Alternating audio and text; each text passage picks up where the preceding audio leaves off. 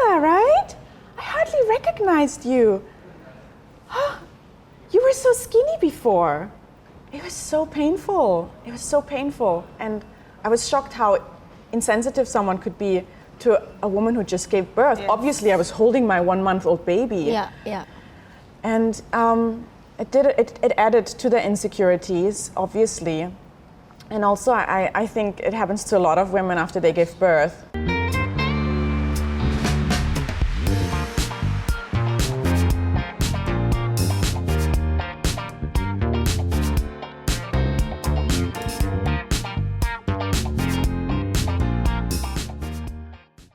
Please subscribe and turn on your notifications to stay tuned to the latest updates at the Powder Room Talk. And I actually thought, what do you guys think? Because there's that I feel good and it also makes me want to look good. Do you feel that? I actually had insecurities ever since I can think. I just always felt insecure about. Everyone thought I was a boy because my mom always cut my hair really short, so that kind of gave me insecurities. And then I developed this weird thing about my nose. I think because one day I was at my friend's birthday party and there was another girl and she commented how big my nose was, and ever since then, that was it. That was my biggest insecurity, how big my nose was. When I would walk around anywhere, the only thing I was concerned was, are people looking at my nose and how big it is? Are they talking about it? I felt like people were looking at me, staring and thinking how big her nose is. It was so horrible. And I also, looking back, I realized a lot of other children or teenagers might have said something to me out of their envy. That would just hurt me, but back then I just all took it personal. I didn't realize they were just projecting their own hurt and their own issues. Yeah. So I was constantly thinking of myself looking weird, not being, just not feeling confident about myself. And that took me a long time to overcome, and it was a real big issue until I actually realized I was actually good looking. Yeah, beautiful. But then the next big insecurity actually came when after I had given birth to the first child and the second one even more. I gained 20 kilo in my first pregnancy. I gained 25 kilo in my second. And after the second, I tell you, it was really hard to overcome, to just get back into shape. And I just looked at myself in the mirror and I just couldn't recognize myself. And I remember after giving birth for the first time, I went to an event in one of the malls here, and it was a breast cancer event, and I joined my friend, and I had my 1-month-old baby with me. And I remember there was this girl walking up to me saying, "Hey, Lola, right? I hardly recognized you. You were so skinny before." It was so painful. It was so painful. And I was shocked how insensitive someone could be to a woman who just gave birth. Yes. Obviously, I was holding my 1-month-old baby. Yeah. And it added to the insecurities, obviously. And also, I think it happens to a lot of women after they give birth. Everything has changed. You look at yourself in the mirror and you have this flabby tummy that still, it takes some time to get back, if it ever. And then everything has changed. Down there, here, because you're breastfeeding, it stretches your breasts, they become saggy, and you got stretch marks from the pregnancy, and it feels awful. Yeah. And it made me feel really insecure. It even made me feel unsexy, how can my husband still look at me? Did you feel like you lost control of your body shape, right? Yeah, absolutely. Especially because I was always so concerned with it. I was probably over concerned with it my whole life. I really had I had a very unhealthy relationship with my own body. Looking back, I look at pictures and I'm like, oh my God, I look great. And I never felt great. I never did. I was never there. It was never good enough. And then after giving birth, it was just impossible. And it was making me feel all over insecure again about different things this time. But it was hard. It was really hard. Yeah.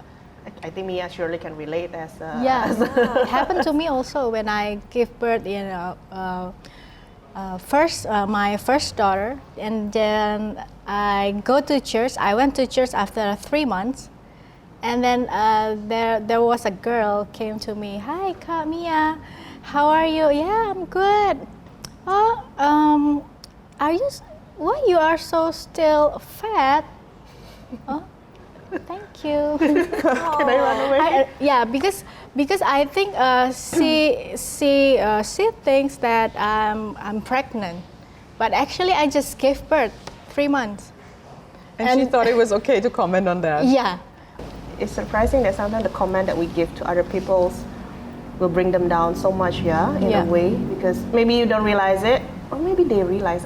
Sometimes I really wonder whether those people realize on what they say, but it hurts both of you for sure, and especially like for Lola, who has been who already had an issue with your body image for the longest time, right? It doesn't help you for sure at that time. Body image issue is always my issue since I was a childhood. I think maybe same with Lola. When I was a kid, I always think I was pretty because people call me princess, my cousins, my auntie, my uncle. Then only when I started in primary, I realized that my school friends call me Jumbo because they think I'm fat. So Jumbo is fat, right? And then I started to find it difficult to look for clothes. Those days are not like now for kids. Yeah. Nowadays, kids can find any kind of clothes, beautiful, pretty one. At those times, I think I was dressed in like a short legging and just a very big t-shirt and a very big glasses, and it was so ugly. If you look at your picture before, you said it was great. Me, no, I look at this like I was ugly.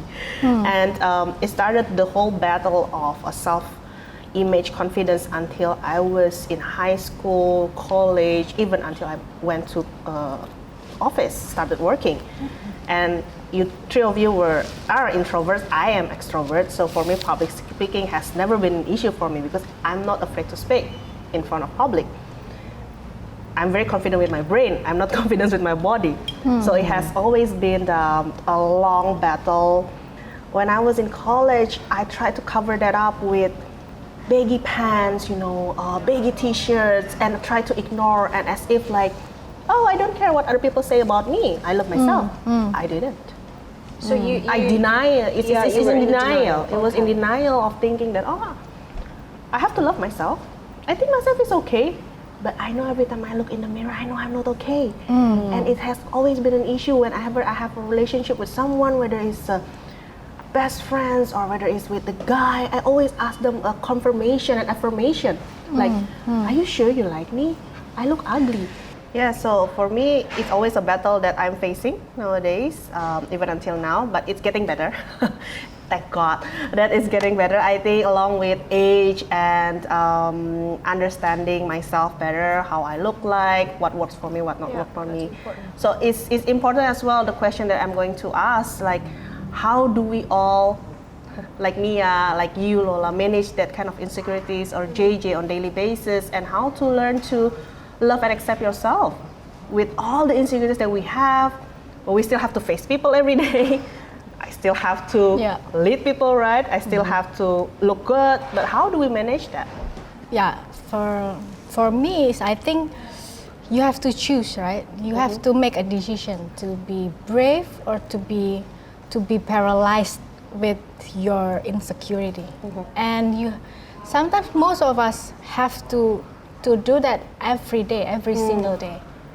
So the key for me is the important things, that acceptance, of course, acceptance, awareness of that you were created special, you were created uniquely, and you were created to have purpose, like what I said before, that your purpose is bigger than yourself. So you have to be aware of that.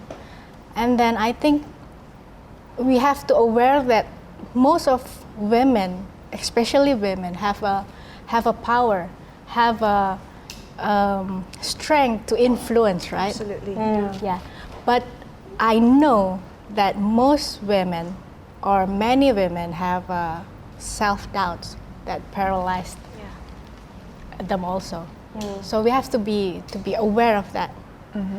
So the second one, I think acceptance of who we are, our strength, our weaknesses, our past, our family, our situation, and we have to know that our past should not define our future. And we have to forgive if we fail, because progress is more important. Progression is more important than perfection. Yeah. I think we have to choose to be brave. For me, I had the insecurities as a teenager, right, with my nose. And there was this one day when I got to meet this new friend, and she was the most beautiful girl I had ever seen, and she still is. If you're watching, you're the most beautiful woman I know. And one of the first things she ever said to me was, "Oh my God, you have such a beautiful nose." Oh, it's the opposite of what people told you that time. Well, what one person told me actually. as a child. Yeah, it was this one person at a birthday party as a child, right? Like, and it took one person Change that. who changed that your mind, to change this perception. Yeah. And I was like, what? My nose? She's like, yeah, I wish I had a nose like you.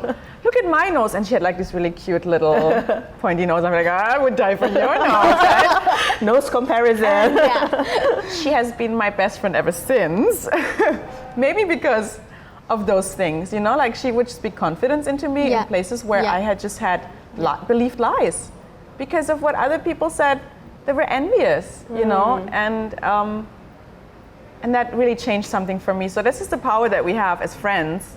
We can tell people the truth about, you know, we can compliment people. And so I make it one of my goals to actually tell people what I like about them, because it might really mean something to them, even though, why do that, right? Why meet someone that you just met and you tell them, oh, I really like your cheekbones, you know? I love your cheekbones, they're so beautiful. And or it's like probably the only thing that they hate also. maybe it's the only thing.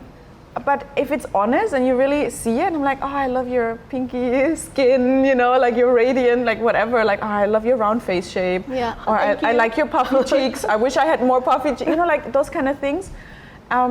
It can really change perception of themselves for some people. And maybe you don't know what kind of influence your tongue has, your words that you speak on the people around you. But you have actually the influence to make them feel horrible about themselves or insecure, or to make them feel good and maybe heal something that they were believing about themselves that wasn't true. And that's what my friend did for me. But what about after the story that you said after you gave birth? Because I believe a lot of women may be experiencing what Lola and Mia has experienced before. How do you love yourself after you gave birth? Because I've had a lot of friends who are still struggling until this day to love their body after they gave birth. Yeah, it took me a while, to be honest. It took me a really long time to accept that I now look different and that I have a feminine body, even because it's not something that we see on TV that's celebrated. Feminine curves are hardly ever celebrated, even though that's true. even though that's how we're made, right? Like we do have feminine curves. And for a long time, looking into the mirror and not seeing like a skinny model shape was unacceptable for me. But after having given birth to two wonderful children, I get more curves. I just have like bigger hips, you know, like, and it's really like, I still haven't got to my weight before, but something in me changed over the years, where I now look in the mirror and I see a woman that has given birth to two children. I've done that miracle. And I do work out, I take care of my body, and it's not like it happens overnight magically. I mean, I do work on myself. I will never look like I looked before, and that's okay. You know, I had to learn to like let go of that expectation. And I also had to learn that the picture in my head that I had before of how someone has to look like, or how I have to look like, was really crooked. I look back at the pictures now that I had from before I gave birth, and I see this overly skinny woman that didn't look healthy. I did not look healthy. I was too skinny, but that was that was my ideal back then. Yeah. That was my Yeah, ideal, yeah. but I was so skinny. It wasn't actually. It might have been beautiful on a catwalk, and you could have put all clothes on me, and they would hang properly. I could wear all the kind of clothes that I want, every style, and it would work. And now it doesn't.